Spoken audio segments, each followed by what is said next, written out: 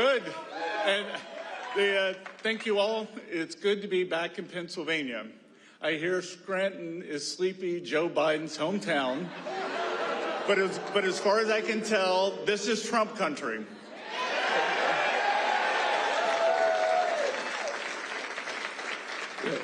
Pennsylvanians elected President Trump for a second term because they had had enough of a president who put America last. Biden and his Autopen were the chief architects of the worst inflation, Bidenflation, in a generation. His administration made life impossibly expensive for American families through a toxic mix of what I call the 3 I's: immigration, interest rates, and inflation. Biden's immigration free-for-all was among the greatest abuses of power ever imposed on the American people. By allowing 10 to 20 million illegal aliens into the country against the will of voters, the last administration stole both jobs and homes from American families. Home prices and rents soared as millions of illegal aliens who were never supposed to be here in the first place competed for housing. And wages cratered from the glut of new labor supply. Biden's open borders effectively created a black market in labor that kept wages for working Americans artificially suppressed. Thousands of our own citizens suddenly found themselves out of work or working a job that barely paid the rent. At the same time, they saw their rent costs climbing higher. Why?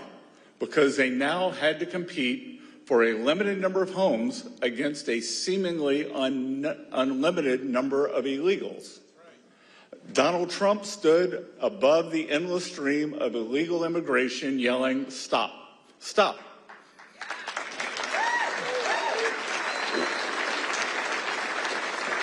And this is why Pennsylvania and Americans voted for him in a landslide. President Trump promised to secure the border and return American jobs and homes to American citizens through the largest deportation effort of the century. He has delivered on that promise in every day, every way. Common sense. Simply closing the border, our president is bringing an end to illegal wage suppression to put American workers first.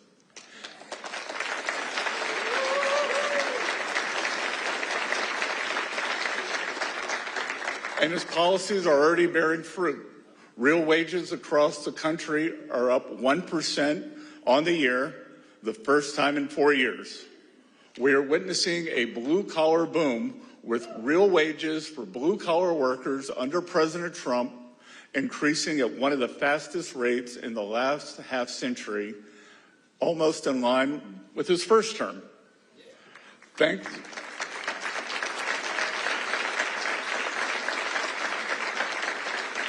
Thanks to the president's efforts to clean up illegal immigration, he is fixing high home costs as well. Rents have come down significantly.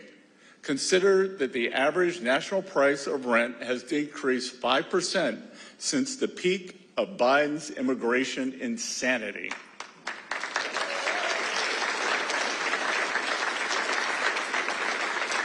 We expect average home prices to follow suit as deportations unlock more housing supply. The second I that made life unbearable for American families under Biden was interest rates, which climbed at an unprecedented rate while he was in office. But President Trump is fixing that too. High interest rates make life more expensive for American families, but they are coming down under President Trump.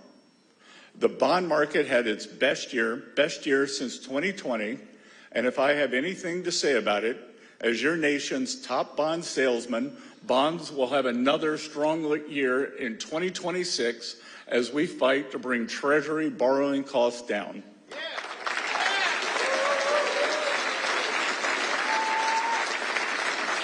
Lower Treasury borrowing costs mean lower mortgage rates, lower car payments, and lower credit card bills, which all translates to greater buying power for all Americans.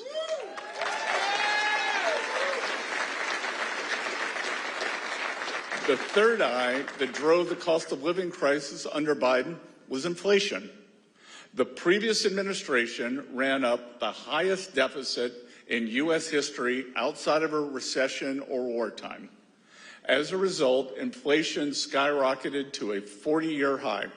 As Secretary Wright, the highest in his lifetime and my lifetime. Families watched our hard-earned savings melt away as prices of consumer goods climbed ever higher. As with immigration, the Biden administration stole from the American people through inflation.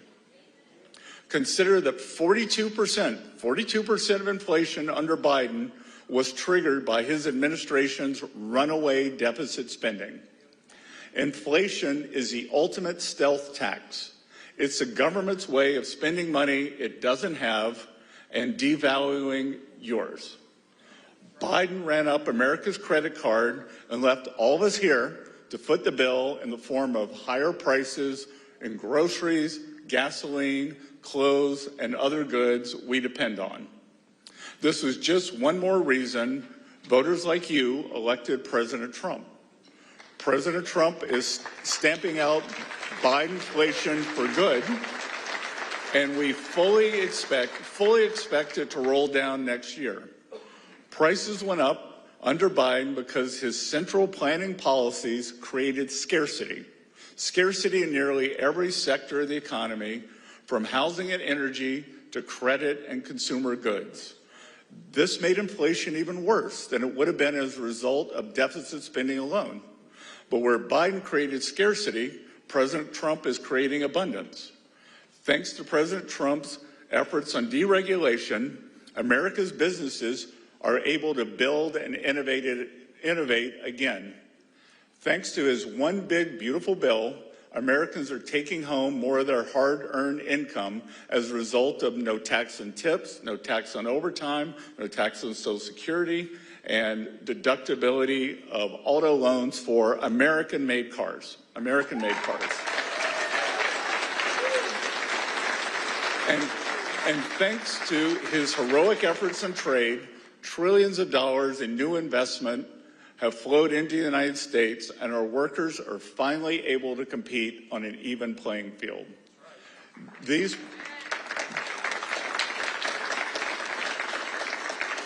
policies in combination are driving a boost in production that will lower the prices of goods for all Americans in 2026 while also creating jobs and increasing incomes.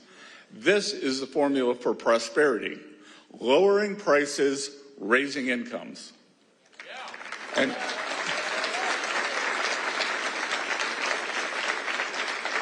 every component of the Trump economic agenda is in pursuit of these twin goals. Under President Trump, scarcity is giving way to prosperity. The benefits of his agenda are now rippling through the economy, and those ripples will become waves as his agenda gathers force in 2026. President Trump has put a decisive end to the three I's. I would add a fourth one: insanity, under Joe Biden. Insanity.